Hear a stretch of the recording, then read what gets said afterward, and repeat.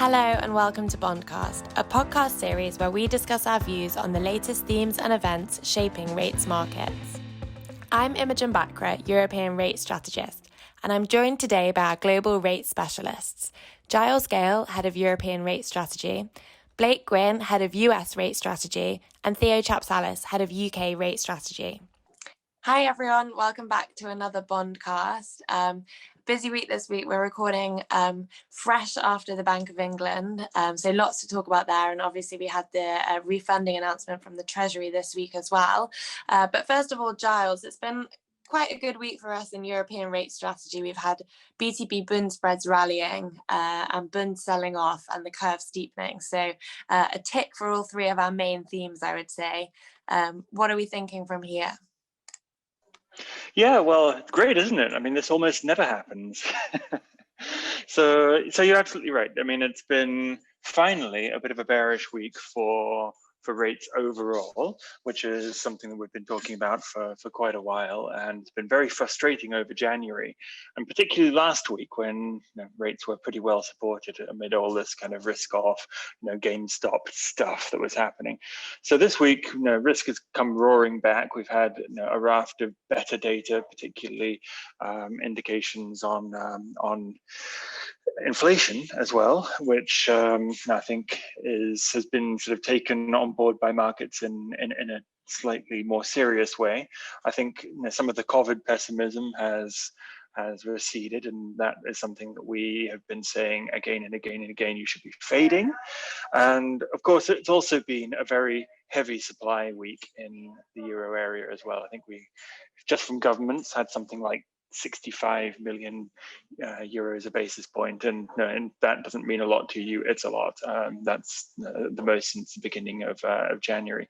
And amid that, lots of signs of people buying, changing the way that they're buying their supply. So, more selling of other stuff to buy it, selling, paying of swaps against it in order to kind of neutralize the market risk. And of course, all of that adds up to something which leads to higher rates. And so, this is something we think we go with. We're definitely not looking to take our chips off the table too quickly on this one, but very gratifying that it's actually starting to happen. Okay, thanks, Giles. So Blake, over to you then. Do you want to just give us a quick synopsis of where we're at in the US this week? I know we've had a busy week with the refunding announcement and we've got some data coming up, but can you just give us your brief thoughts first? Yeah, I mean, we have essentially been unwinding a lot of the kind of risk off that we saw last week. It's funny, a lot of the moves this week haven't really come on a lot of what I would call fundamental stories. I mean, we haven't really had any meaningful Fed commentary. Data releases haven't really been big drivers of price moves. So it's kind of happening without any kind of clear catalyst. But I think that's kind of fitting given that the original price action we saw, kind of the equity sell off and the rate rally last week. They didn't really have a big fundamental driver either. So the fact that it's unwinding, on very little is perhaps not that surprising. I think going forward, though, what we're really going to be focused on is fiscal. I think we're going into a little bit of a period where the Fed's probably going to sink into the background a little bit. That's probably by design. I don't think they want to make a lot of waves right now. The data, our econ team sees the data being fine going forward. Nothing positive enough that would really, I think, cause the next leg of, steepening or sell-off. And certainly any kind of big bumps are going to be looked through to some extent, because of these base effects that are going to be coming up. I think Fed's going to look through them, markets large are going to look through them. So it really puts all eyes on this fiscal negotiation. And I think over the next few weeks, it's just going to be hanging on every political headline that we get. Okay, makes sense. We'll come back to that and talk a bit more about the refunding announcement in a little bit. But first, let's, Theo, have your kind of 1 minute synopsis of your latest thoughts on rates. It's been a big week for the UK this week with a pretty important Bank of England meeting, actually literally today, just before we're recording this. Yeah, correct. It has been a very big week for our key theme in the UK, which is to pay, to be on the bearish side with regards to front rates. So this has been a key call of us, and we've seen clearly that something is going on, right? It has been one of the biggest sell-offs that we have seen. There are good reasons for that. the Bank of England has not delivered what the market is expecting, and we think that this just continues because the market will realize that empty words, are not enough. The market needs to see specific action for valuations at these levels to be justified. Okay, so let's talk a little bit more in detail then about the Bank of England, because that clearly is the big market mover of the week. We have said all along that we thought that negative rates weren't really a tool that were on the table right now for the Bank of England, and markets were clearly pricing in more of a chance of negative rates than we were. They've come out and said, that they've really kind of confirmed what we were thinking, that negative rates aren't a near-term possibility. Do you think that they've taken them off the table for good, or is this just that delaying them into the future? Yeah, I think this is a fantastic question. Timing, of course, matters. Is this a policy tool? It is. And the language means that this is something that can very easily be employed in the future. It should be available. Banks are asked to take the necessary steps, but it's very important that the language makes it clear that being ready for negative rates does not necessarily mean that negative rates are coming now. It also means that there may be a lag between negative rates being signaled and negative rates being delivered. It also says that a short period of time of negative rates may carry significant cost. So long story short, there are a lot of solid arguments that push back against the delivery of negative rates in the near future. Are they a possibility? Of course they are, but they are not right now. And this is where the big divide between the bank and the market has been. The market thought that there are chances of the Bank of England pretty much to cut and then cut deeper and deeper. And we've heard of 50 basis points, 100 or even 150 basis points cuts being mentioned by some market participants. But it looks that this free option is not so free anymore. In fact, what I would say is that just thinking that the bank does cut or nothing, that this is a very, very risky approach, because it can be that the vaccine rollout is substantial, positive, and it can be also that we start to talk about hikes, which again for the UK will be particularly significant. Okay, so we clearly rate cuts are off the table for now. We're saying the market has reacted fairly quickly to that today, and you're saying that even in the future, it's possible that we might need to start thinking about hikes even. So do you think that this market reaction in terms of higher rates has further to go, or do you think that today's move is enough? Yeah, I mean, today's move is part of a bigger repricing.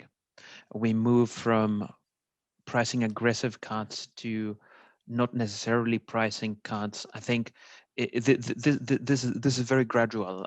It is an ongoing process. There are solid reasons to expect this sell-off to continue. I think issuance is one of them. Net DV01, which was a very supportive factor for the UK market and made it stand out. So last year we talked about the UK exceptionalism, and it made us look ultra bullish all the time, right? So that is gone, which is significant. And it is we are at a place where valuations in general are fragile. So the sell-off that you've just mentioned, it has a lot more to go. Hence, we maintain our view that especially short-dated rates will have to rise from the current levels. Okay, and where does that leave you then on inflation? Yeah, this is actually a very important topic. Inflation expectations in the UK are coming down from a very high base because we priced in that premium, that Brexit premium in the UK, and that's gone. So high inflation expectations are not justified. We don't talk about a gap risk. But at the same time, we have the reflation story that has panned out very well in the euro area and the US, right? And the UK seems to be lagging. However, the UK is coming from a very high base, which means that if you have a central bank that does not necessarily ease, if the currency is solid, we need to price in higher real rates, which has got a clear downside bias on inflation expectations. So inflation expectations should face downside pressure, at least relative to the rest of the world. Okay, great. And just one last question, Theo, to kind of cover off the Bank of England's policy response before we quickly nip over to the US and chat to Blake. But what does today's meeting, or how does today's meeting change your assessment of how they use QE going forwards, and what that means for further out the curve? Yeah, I think it's very interesting that at the very end of the minutes, there was a section specifically on QE. So we know, first of all, that the QE pace will not be increased. This is something that has been mentioned. There are indications that maybe at some point the pace of QE will be decreased, which is important. And at the same time, the last section of the minutes talks about the possibility to tighten even before the bank rate reaches that 1.5%. So this is something that will need to be refined, and we probably will get more of that in the future. So the previous statement came in 2018. The world was totally different. But I think we will get more communication on the usage of QE, and we are not in a QE a la infinity. The Bank of England says that, well, they are a bit, hesitant with regards to delivering more QE in the future. Okay, I think that's a message that we've from Europe and the EC as well. Okay, so over to the US then, Blake. It's less about, well, less I would say than last week about central banks and more about the supply side story. And we've had the quarterly refunding announcement from Treasury this week. It was pretty much in line with what you're expecting. But do you just want to give us a quick overview of what was announced with regard to I guess coupon issuance and bills, etc.?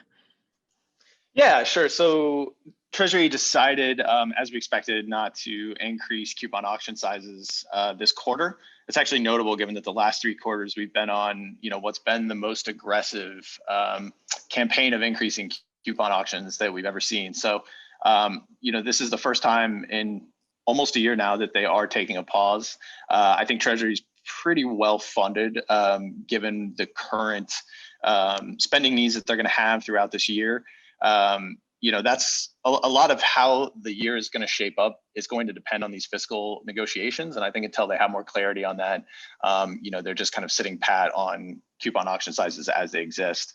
In our preview and also in the piece we wrote afterwards, I kind of note though that, I don't want people to get lulled into this kind of sense that the supply story is off the table or kind of dead for now, given the Treasury is taking a pause this quarter.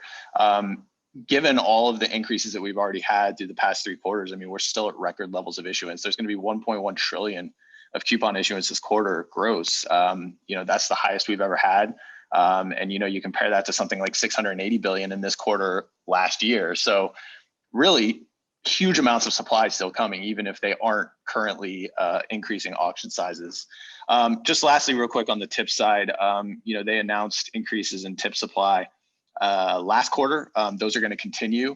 I will say they're very gradual. They're only increasing each auction by 1 billion. I thought maybe they could do 2 billion at the 5-year point, especially given where we've seen kind of demand for the inflation product in the US, over the past few months is, quite a bit of investor demand for that product. And I think they could have easily done 2 billion there. But they're taking it very, very gradually and gradually enough that it's not really going to reverse this trend we've seen for quite some time now, which is that the share of tips as a portion of total outstanding Treasury supply has really started to decline. And even though they're going to halt on coupon auction increases and increase tips, it's not fast enough to overcome the nominal issuance. So tips is still shrinking as a market relative to nominal treasuries. So that's kind of what we got on the supply side. Okay, but also what about the bill stock size? So there was some comments around that and about the idea that too will shrink as a percentage of the outstanding.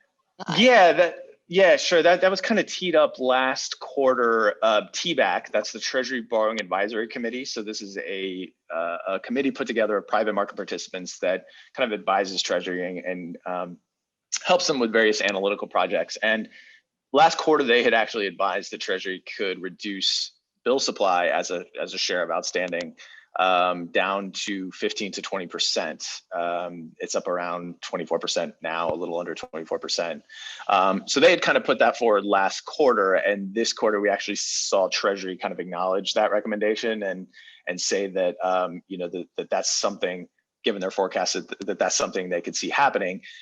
What I think wasn't really clear to us is whether you get to that 15 to 20% passively or actively. And what I mean by that is, is Treasury saying we're going to hit that 15 to 20% level just because the pace of nominal issuance is, nominal coupons are just going to keep building up and building up and building up, and tips, by virtue of that build in coupons, they're just going to shrink as a piece of outstanding? Or does it mean they're actually going to go in and actively cut bills to get down to that 15 to 20% level?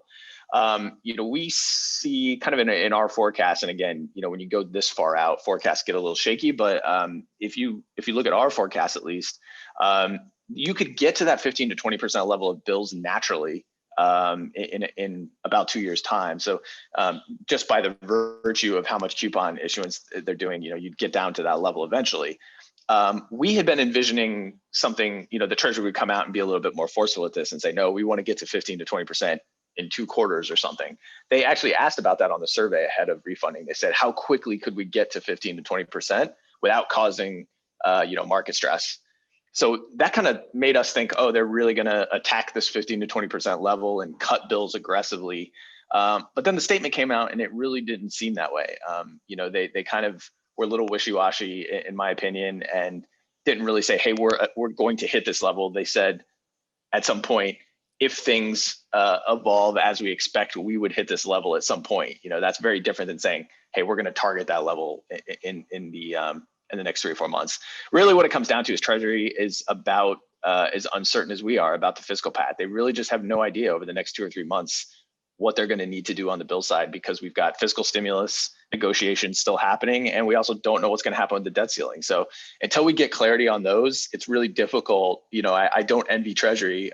We're in the same position, but obviously everybody's kind of looking at Treasury's forecast for guidance. But there's really none to give. It's just very difficult to see, to have any kind of clarity on where things are going on the fiscal side. And because of that, they can't really forecast bills. So I guess you're going to give me a very similar answer now, or at least very similar reasoning. But I know one thing you were looking for in your kind of clarity around the path of the cash balance, which is currently very high. And again, they didn't really give the clarity that you were looking for, I guess, again, related to that uncertainty. Yeah, just by way of background, Treasury's been holding on to this massive cash balance because they're expecting, they've been expecting at some point that they're going to have to pay for additional stimulus. We did get stimulus in December, and I think they're going to pay for that. A lot of the bills that come due because of that stimulus are going to get paid out of that cash balance. So for sure, we will see a reduction in the cash balance. But I think, to your point, where the uncertainty lies is how fast that runs down, kind of what path we take to get to that lower level. And I think the other uncertainty is where we stop.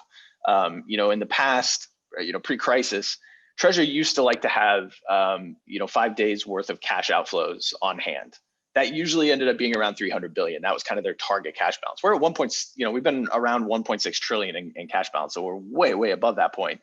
But I think it matters whether what their new minimum level of cash they want to have on hand is, because I think it's clearly going to be something more than 300. That's too low given this kind of what we've seen seen from the crisis, and still having a lot of that spending going on. But how low are they going to let that go before they start bumping up bills to kind of correct?